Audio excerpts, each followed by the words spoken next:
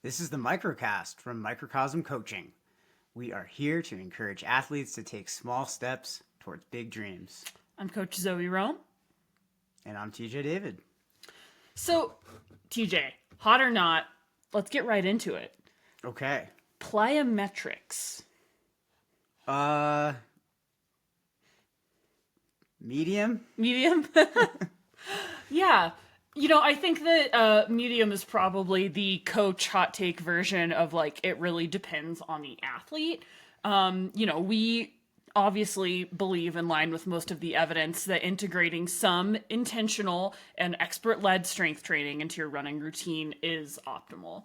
I think plyometrics can be especially beneficial because some studies show that integrating plyometrics into a strength routine, again, on the context of running well and consistently, can actually improve running economy and maximum strength. So plyometrics are dynamic strength, so sort of like box jumps, squat jumps, lunge jumps, pogo jumps, like hopping up and down on one leg, all types of plyometric training. A 2019 Journal of Sport and Health Science study comparing intermittent sprint training like strides and plyometric training on endurance running performance showed promising results. So some of the similar ways that you can increase running economy and efficiency by doing strides, you can mimic some similar things in plyometrics. Obviously, I'm not suggesting you sub in strength training for speed training, but these things can really complement each other. Mm-hmm. And actually, so in this same study, despite a reduction in training mileage, both training groups experienced improved 10K running performance and peak power. The relative peak power showed a significant correlation with improved running performance. So the takeaway there is that incorporating plyometrics can improve your running, even if your mileage doesn't go up. Again, we are believers in adding in strength training to support the running. But all of this is to say that plyometrics can be a beneficial intervention. So again, I always recommend working with a professional strength coach. But some exercises that you can use to get started are squat jumps, lunge jumps, box jumps, lateral bounds. And some good times to do it are you can add in plyometrics immediately after strength training. For example, after doing goblet squats, you can follow up with squat jumps. You can combine single leg pogo hops alongside step ups to enhance balance and leg power. Again, strength training should primarily be focused on single leg strength and stability. And you can also use plyometrics as an active recovery between sets of strength exercises. For example, you could do high knees for 20 or for 30 seconds between sets of, push-ups or squats or whatever it was, or add in pogo jumps as sort of your break between different strength exercises. So Man, sounds complicated to me. It's not. It's just adding in, you're taking the same movements that you might be doing under a weight, and you're doing them dynamically using your body weight with a little bit of propulsion. I like that because that better mimics like sort of the context of running rather than throwing a bunch of heavy iron around without a lot of intention. And again, some heavy lifting when done with expert guidance and intention can be helpful. But plyometrics are, in the research, shown to be really beneficial for runners, particularly for running economy. Yeah. So that's my really long way of saying they can be hot. That's your hot take? That's my hot take, is Okay. that evidence suggests it can be helpful in certain cases. Do you do any plyometrics in your strength? I do lunge jumps. Lunge jumps? Yeah. Those are hard. They are hard, but I feel that they are really helpful for I found that they help my downhill running particularly. Yeah. And I'm a big fan of like having strength that I can do when I'm on the go, so that's not like very equipment based. So plyometrics can be really helpful for that, because instead of having to lug, weights around somewhere, like when I'm traveling or, like out on the trail, I can do lunge jumps. I can do squat jumps. Yeah. Nice. That's awesome. Yeah. So TJ, hot or not, reading other people's race reports? From like a coaching perspective, or No, recreational. Like, is this something that you ever use to prepare for races? Ooh. Or that you ever do for fun? It's a good question. Okay, all right. I feel like this is cold. Yeah. But at the same time, like for example, for Western states, I've been checking out some athlete performances from the past to try to get an idea of like where I might want to be with my splits. And, I've talked to a lot of different runners who have done really well at the race, both male and female runners. So, I mean, I'm not like reading race reports, but I am getting perspective from people who have run, and I check things out, but I don't spend a ton of time reading lengthy race reports. I do kind of feel like, and this is like maybe a little bit of an oversimplification, but like when you read a race report, it's kind of like, okay, I was running, things got hard, I worked through it, and then I finished. I thought of another time in my life where I overcame challenge, and I thought of someone in my family who had passed on, and the strength of their memory helped me persevere in this totally self-selected suffering. I've read a few.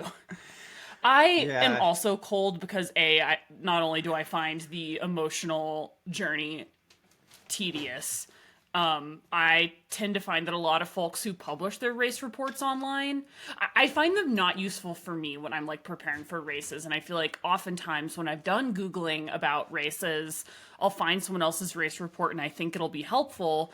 And then I'll realize that that person is just such a different level of runner from me that their information is like not helpful. I remember when I was doing research for Rio del Lago, one of the race reports I read, the woman had her husband deliver her several frappuccinos throughout the course of the race. Wow. And I was just like, we're having really different days. That's nice. Like I'm not getting Starbucks delivery while I'm racing.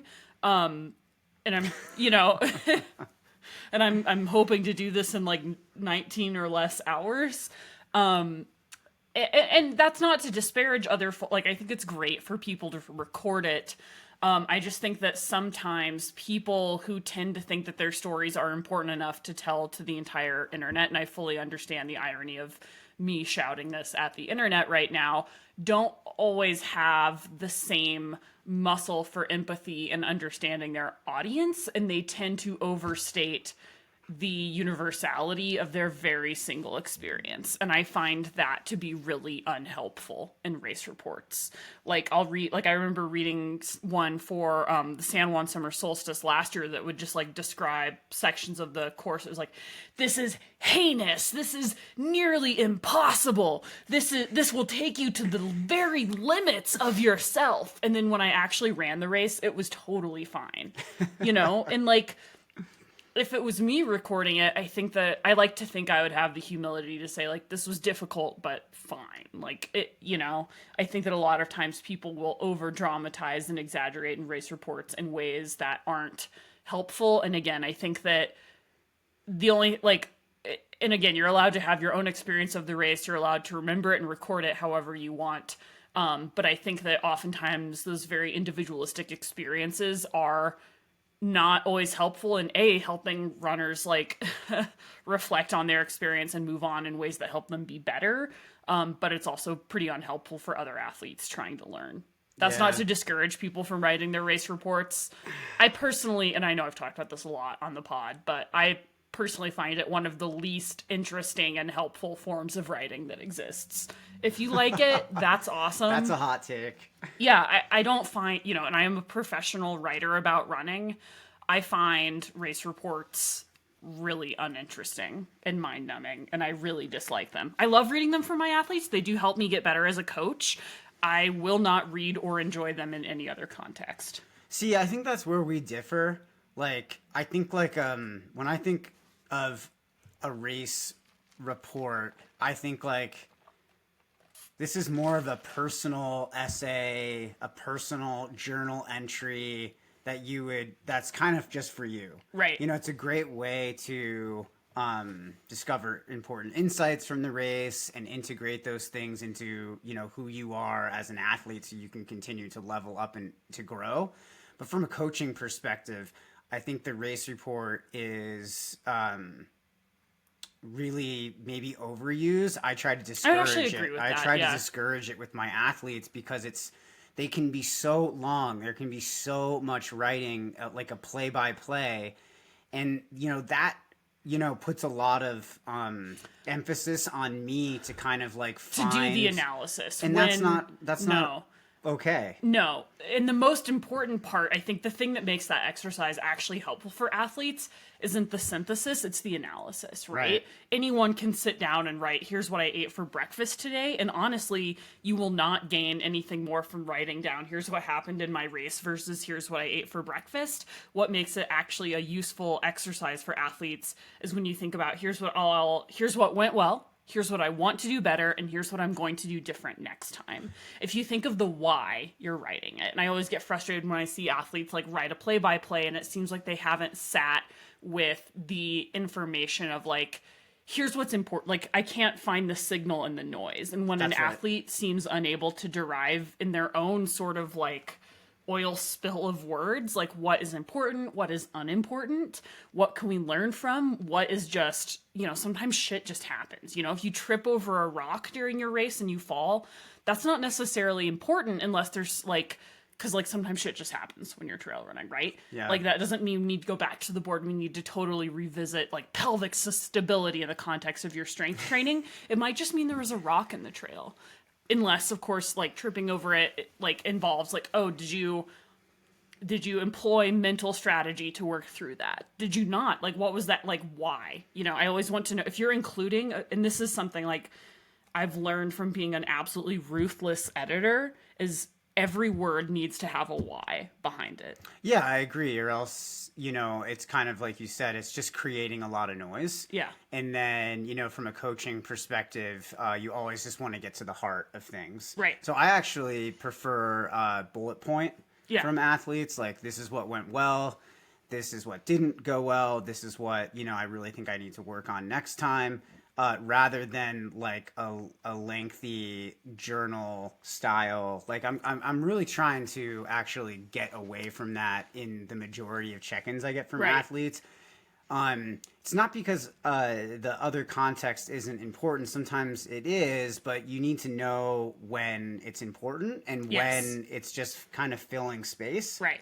Because the sooner we can get to what matters, the sooner we can create interventions that help you get from where you believe you are now to the next level or where you want to go.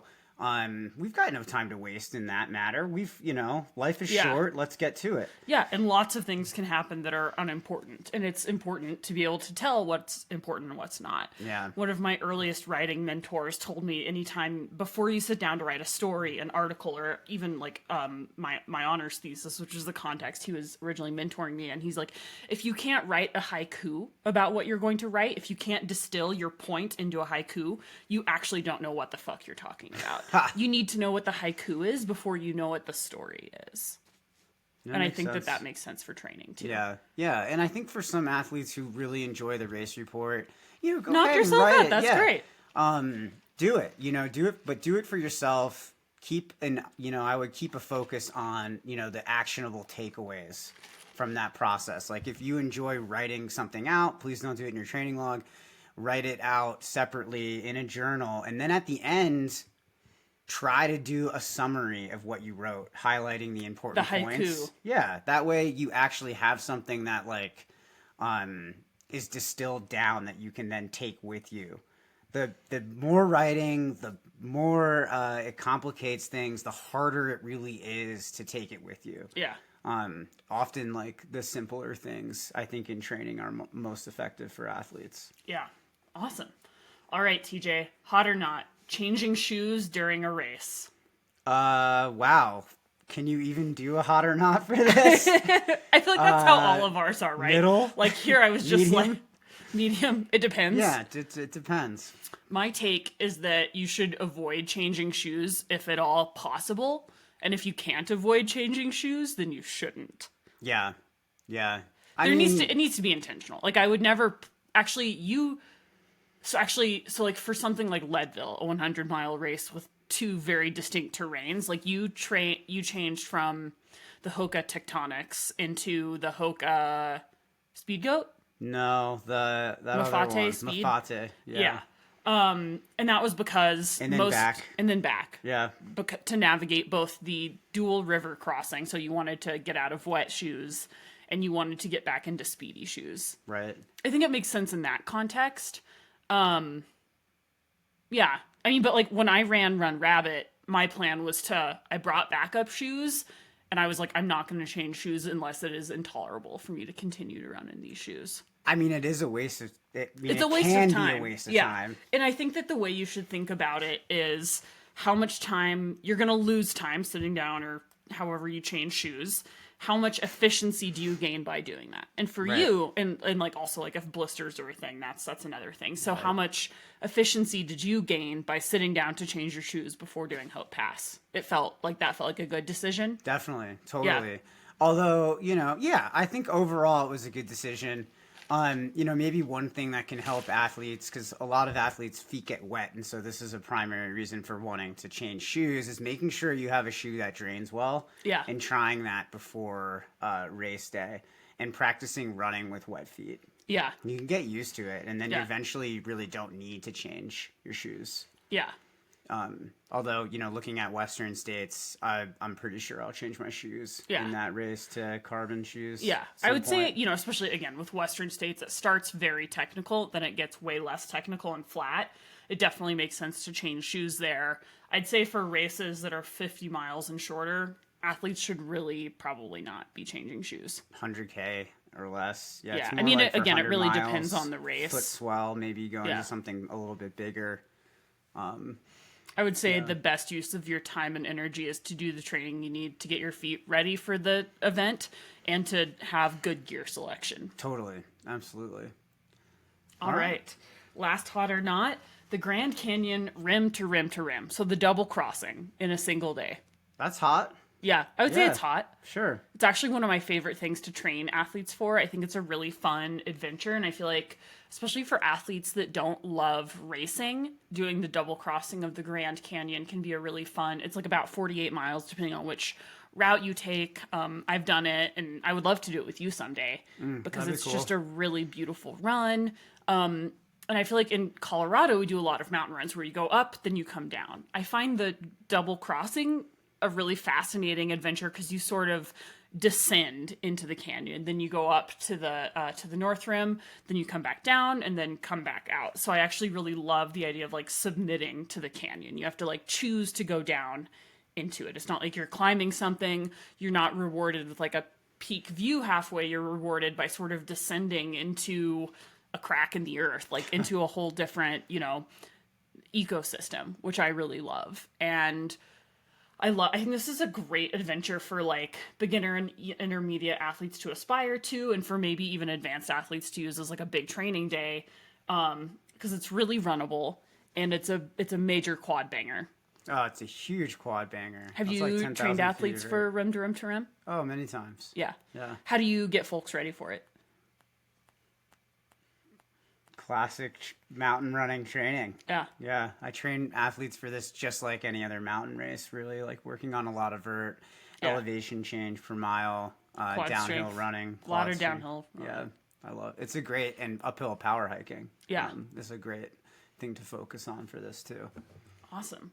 Well, so our next question, this sort of evolved out of, I was going to do a hot or not, but I thought it was so interesting to talk about the sort of like training methodology that goes into this. Fartleks versus Tabata workouts. So, first of all, I want to talk about, we can get into it. A Tabata workout. And so these were invented by a guy in Japan named Tabata. They were actually originally developed for speed skaters, which is important.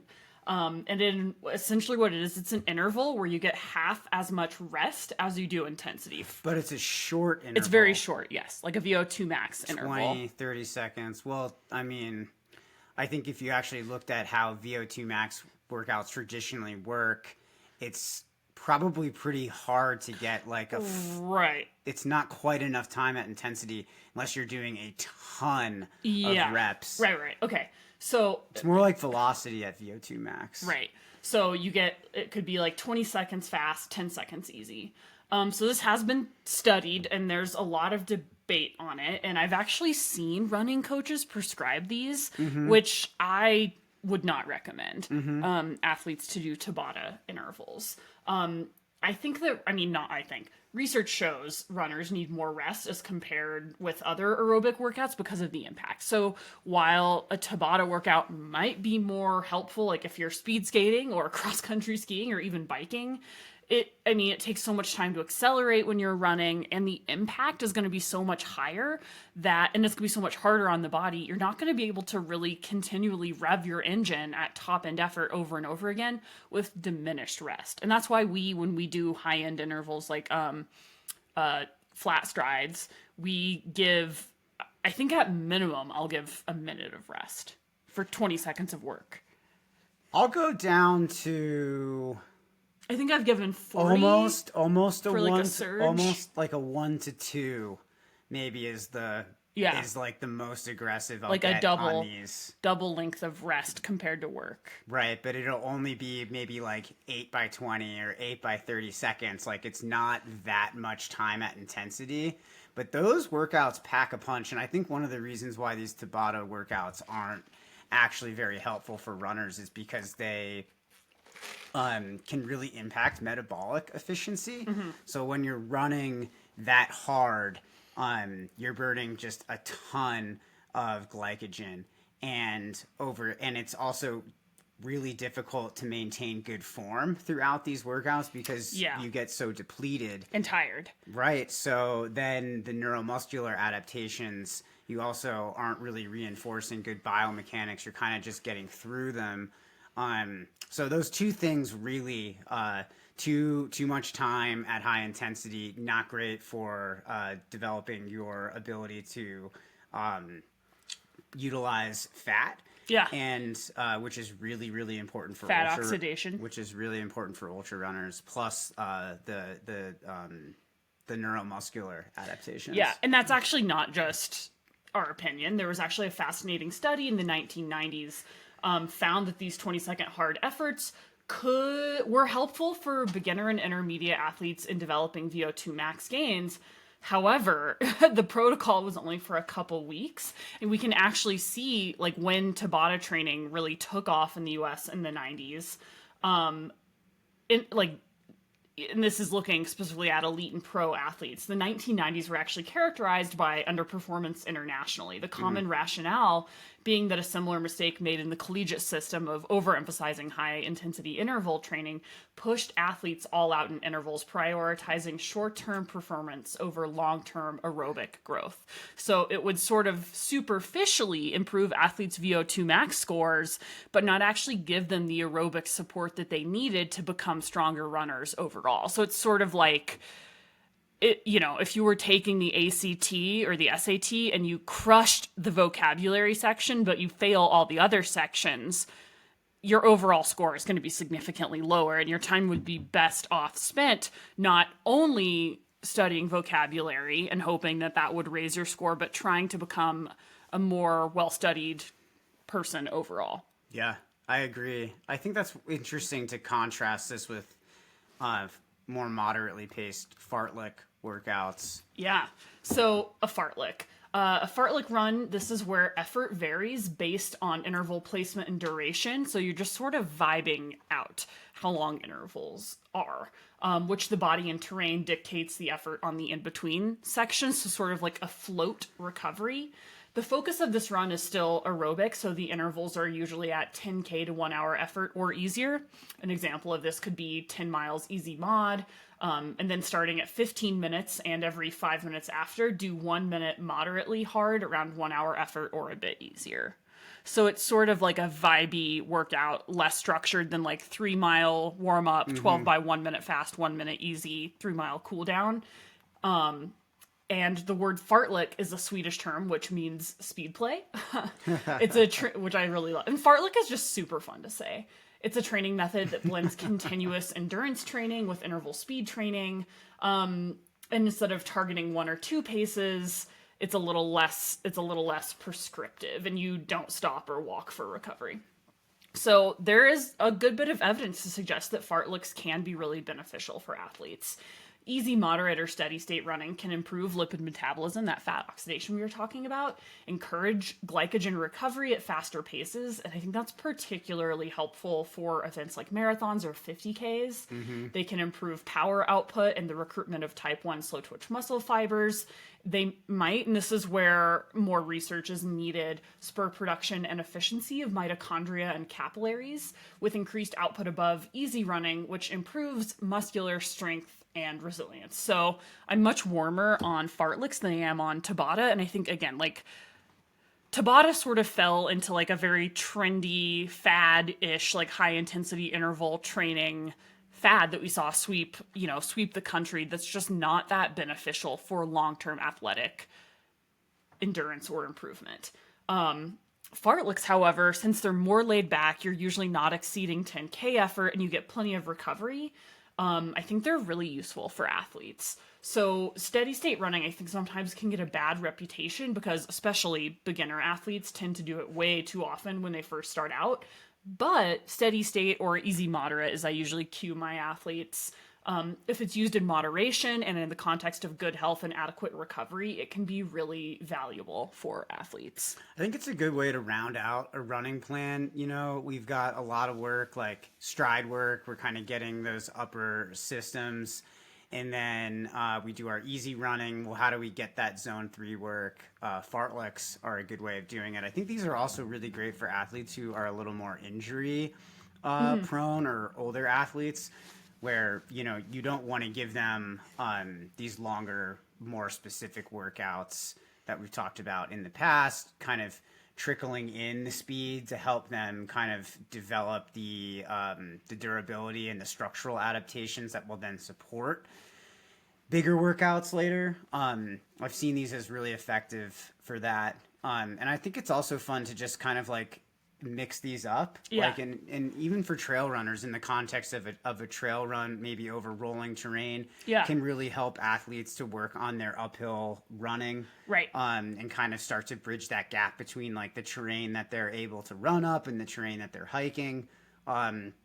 Really working towards like that long-term growth. Yeah, I think that these are, when used appropriately, can be really, really helpful. Definitely, like, as a coach, I'm going to use these way more often than I'll use a Tabata, which is like never. Yeah. Again, like, whenever I see, like, it's something that I see occasionally on, like, Instagram, or I'll have an athlete be like, I saw this on TikTok. Or, like, again, with, like, the high intensity, the 7-minute, like, all you need to get better at running is 7 minutes of going all out a day, or, like, whatever trendy bullshit article that people find online. Oftentimes these things really overstate how much it helps, or it's like looking again, like if you are only looking at like, well, does this intervention improve an athlete's VO2 max? Maybe, but like how helpful is that when you compare it to like, okay, well, how much does this increase injury risk? A lot, because it's all out. And again, just like most people are not going to be able to continually re-access their high-end output without sufficient rest. And that's one of the biggest issues I see with this workout. Like if you were actually to use it as part of some kind of protocol for an athlete, you know, there's just going to be so much breakdown as a result that they're not really going to be running with their best form. And so, you know, I do think that there's a place for, you know, maybe like 8 by 20 seconds fast, 40 seconds. Very easy. And that has a strong stimulus and can really work on the VO2 max kind of specific zone. But there's just enough recovery in there. And these are really for athletes who, you know, you're either looking for like, they can't do longer VO2 max workouts because they're not quite ready. Or they're athletes who like, you really need to have that strong speed in like intention in the training in order to top the systems off before going into kind of a more specific phase of training. I mean, there's moments where something similar can be very effective, right, but certainly not where you're going to do something. I don't know. I've seen like 30-30-30 or 30-30-15. Like I've seen some like really long workouts like that where I think it just crushes people and it's just not realistic to have that kind of intervention. And usually workouts should not make you feel crushed. Maybe once in a while. Once in a But in while. the right way. Yeah. You know, you'll get crushed on one of these a lot quicker than you would think. Yep. Nice. Yeah. So Fartleks, thumbs up. Tabata, thumbs down. hot and not. Hot and not. But I think it's always really, like, rather than just giving a hot take of, like, this is stupid, don't do it, I think talking about, like, why something works or why something doesn't, and especially talking about why people used to think something works, but now we have a more nuanced opinion is the most helpful of all. Well, we just see these fads all the time in training, and really what it comes down to is most of the time you should be running easy. Yeah. Sometimes you're going to be running hard. And, you know, repeat that over 10, 15 years, and you're going to get really good. It's so simple. All you need is 2 decades of consistent hard work. You will get so good if you give yourself that time. Yeah.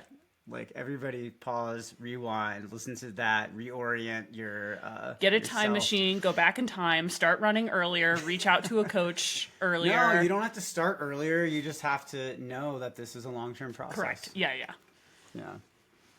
All right, we're going to talk about heat training. Heat training. So you're getting ready for Western States.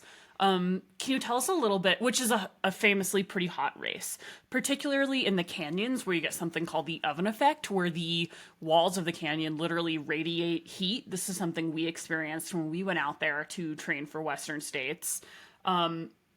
So what are you doing to get ready for the heat? And we're going to talk not about cooling methods here. We're talking specifically about what you're doing in training to prepare for this specific stimulus. Every night before I go to bed, I pray to the Lord, Jesus, that'll be a cold day. And I'm putting it out there. That's all I'm doing. Actually, so when I was getting ready for Western States, I prayed that it would be really fucking hot. Because you're good in the heat. Yeah. Well, also, I'm good in the heat, and this is something else like we'll talk about. 100 during your race, and you're like, it's not that hot.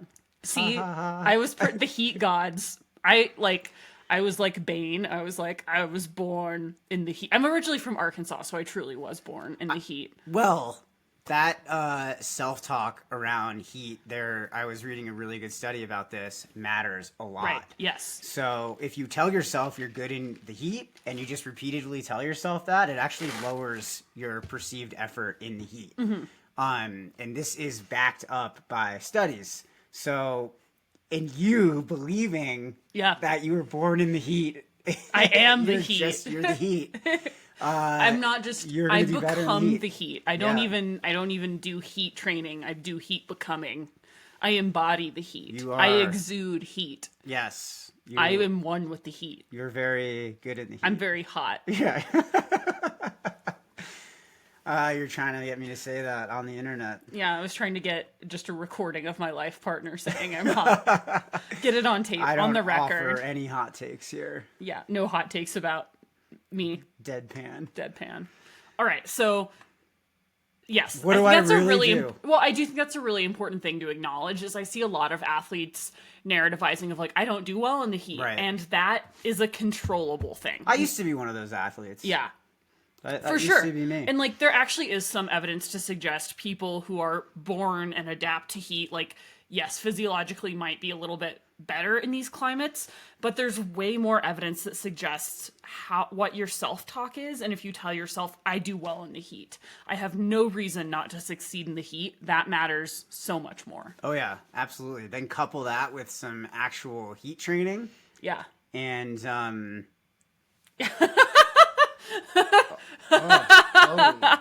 my Our God. dog Not good. just farted. Not good. Wow. Jeez. Bowie has. That's awful. I'm gonna put her outside. That's bad. Get outside. Hey, go on. Go on out. Someone's having a bad GI day. Oh no. Go outside. Go on. Oh no. Don't go She's under there. stressed. I don't want her there. Come on. She can go there. It's fine. She's gonna keep farting on us. Oh, sorry.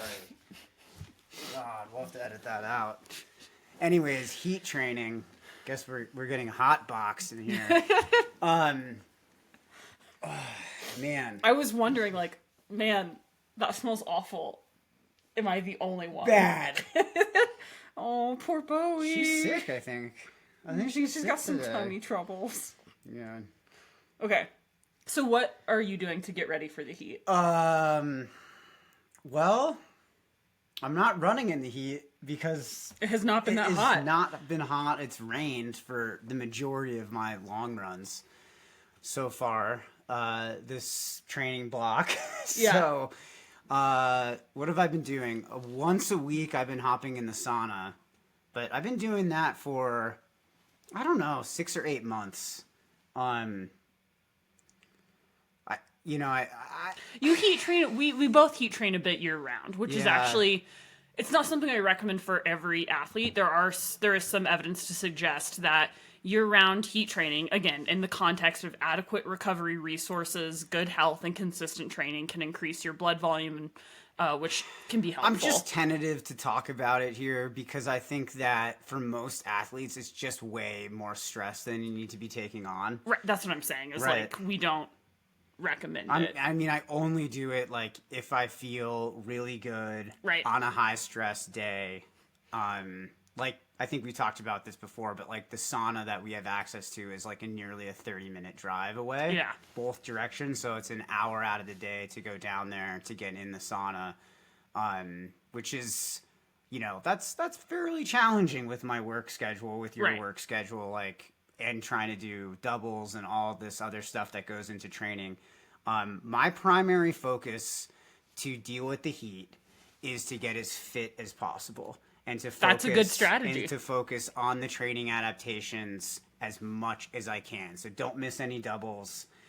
Get the runs done. Don't cut runs short unless there's a red flag. Like, even if you mentally are tired, like, get every mile in.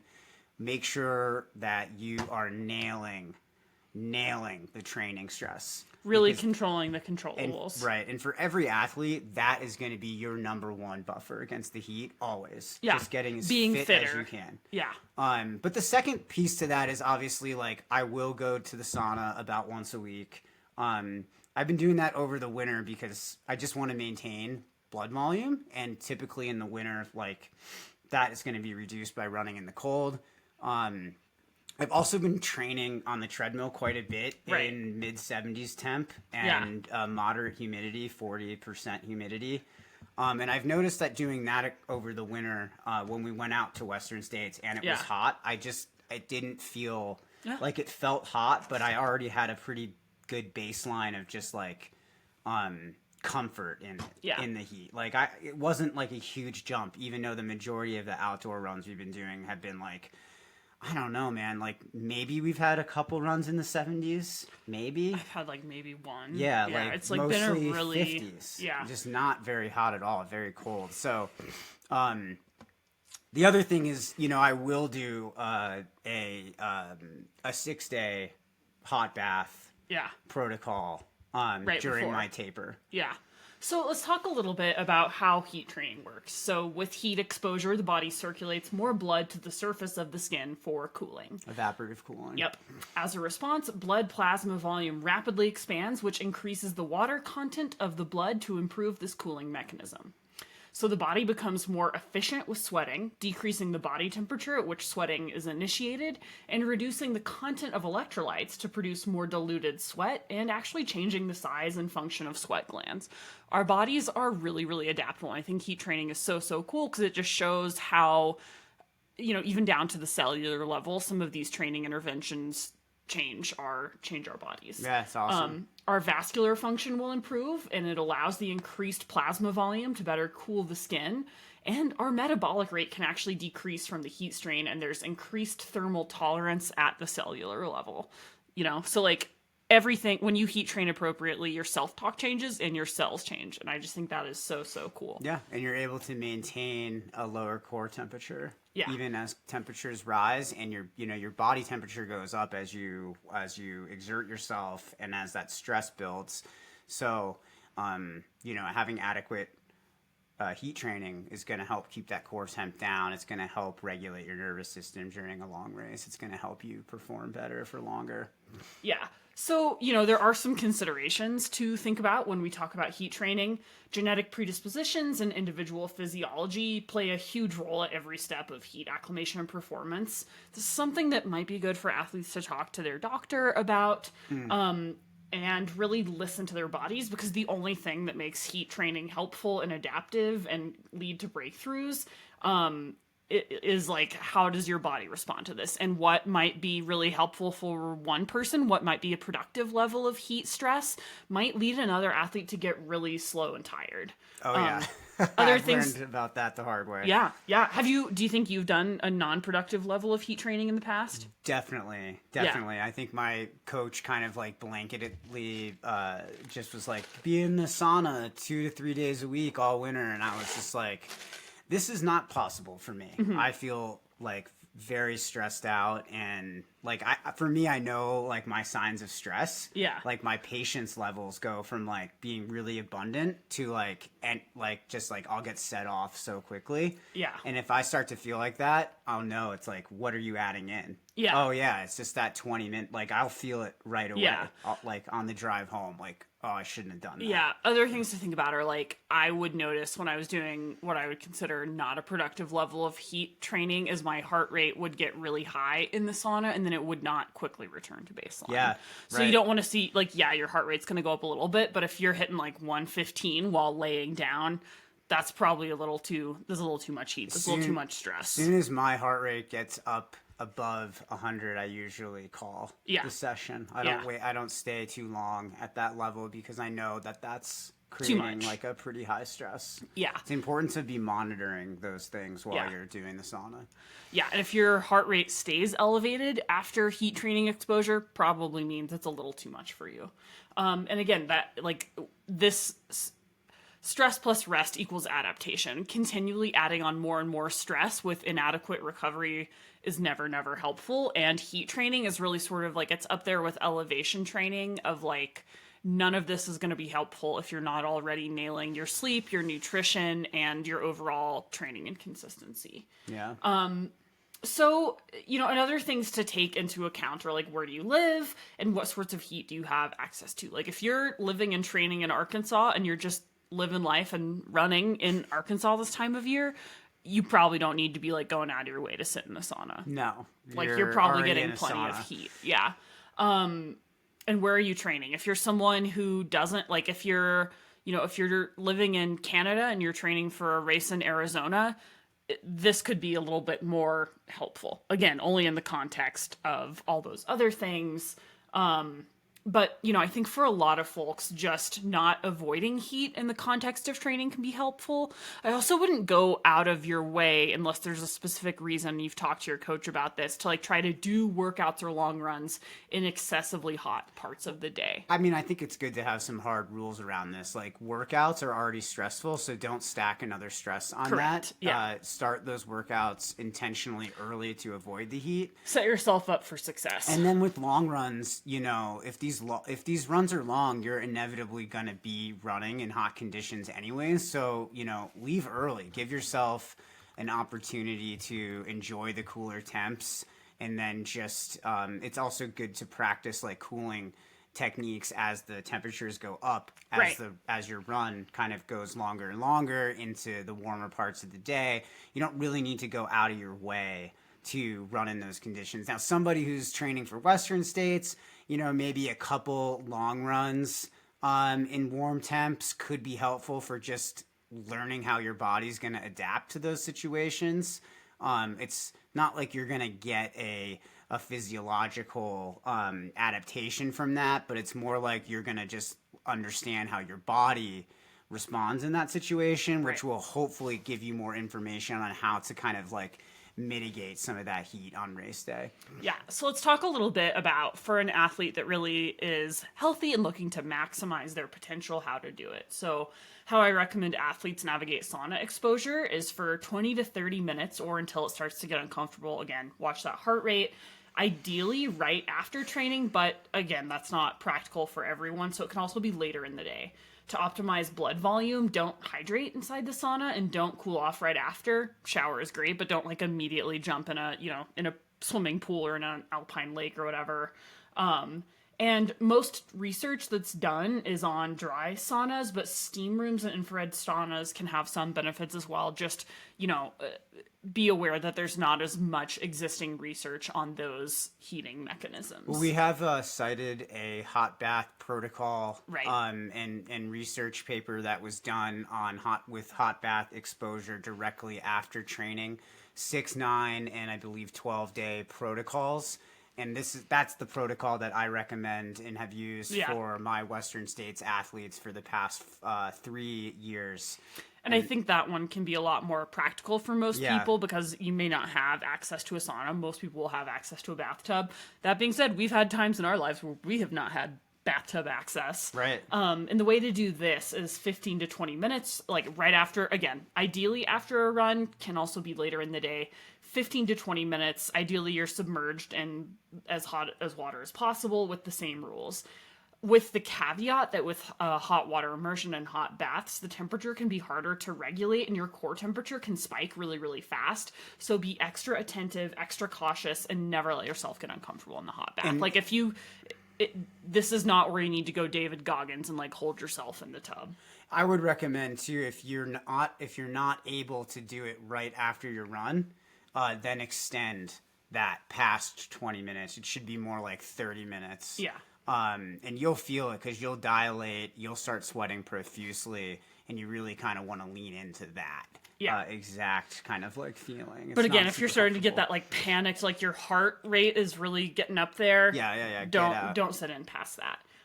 Or you can do heat exposure during your run. So 30 to 45 minutes easy. If it's above 90 degrees, you can run in what you normally would. If it's above 80, you can wear a layer. A 2018 study in the Medicine and Science and Sports and Exercise Journal found that overdressing for easy runs led to many of the same adaptations in training in extreme heat. But be safe, wait to rehydrate until you've like finished these runs. If you're running in the heat for longer than 2 hours, really make sure you're hydrating the entire time.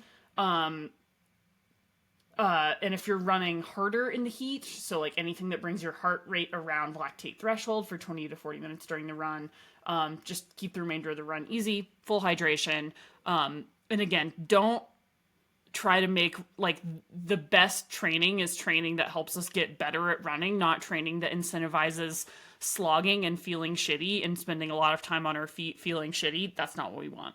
Yeah, agreed. Yeah, and I think some of the best ways to deal with the heat, especially this time of year, is just to slow down. Yeah, I think that's a big thing. Like I see a lot of athletes this year have that like first day in the heat and they're like, oh, this feels awful. And yes, but the thing isn't to push through that and to try to like hit the same paces and effort levels like that you have. It's to really grade yourself on a curve and to make sure to hydrate and make sure you're getting those electrolytes too. Yeah, it'll get easier. Doesn't take that long. Great time to be kind to yourself. Yeah, it's a good time to be kind to yourself. And this is, again, why we really incentivize training by effort rather than pace. Oh, yeah. Because, maybe you're used to running 10-minute miles for most of the year and then it gets really hot. That's not going to be practical. And it's actually like, again, it's a different stress on your body. And the body knows stress, not miles. So it's sort of like you got to take all of it into consideration. Absolutely. And that's why when athletes ask me, should I be hitting the sauna a few days a week? I'm like, what's work like? What's life like? Like, how much more bandwidth do you really have? Because honestly, if you're giving up 20, 30 to 40 minutes of time that would be better used resting and decompressing from everything else that's going on in life, like if we're going to add another stress to that, what's that really going to do to you? How is that really going to impact your training in positive ways? Likely it won't. So be very careful with that. Yeah, and that's why it's usually intermediate advanced athletes who are specifically racing a hot race. For most people, your time, energy, and resources are just going to be best spent getting fitter, being more consistent, recovering better, refueling better. Man, I think that's the hardest thing for people to wrap their minds especially around. When a study comes out that it's like, oh, and you can increase performance by 17% through blood plasma. And I'm like, yeah, but this is done on dudes who are 6 dudes who are full-time professional race walkers and they have a staff. And for most of our athletes, that's not them. No. So yes, just because something has shown to have clinical and even performance relevance, that doesn't always make it a fit for you. So always be so cautious when you see, a study like this. Like, what are your resources? Does this make sense for you? And how does this make sense with your goals? Yeah. I'm not heat training right now. No. So hacks are not the way. Not very effective. It's all about those long-term gains. Long-term gains, baby. Well, all right. Give us 20 years. Yeah. Thanks for listening, everybody. Reach us at microcosmcoaching@gmail.com, microcosm-coaching.com. We'd love to hear from you.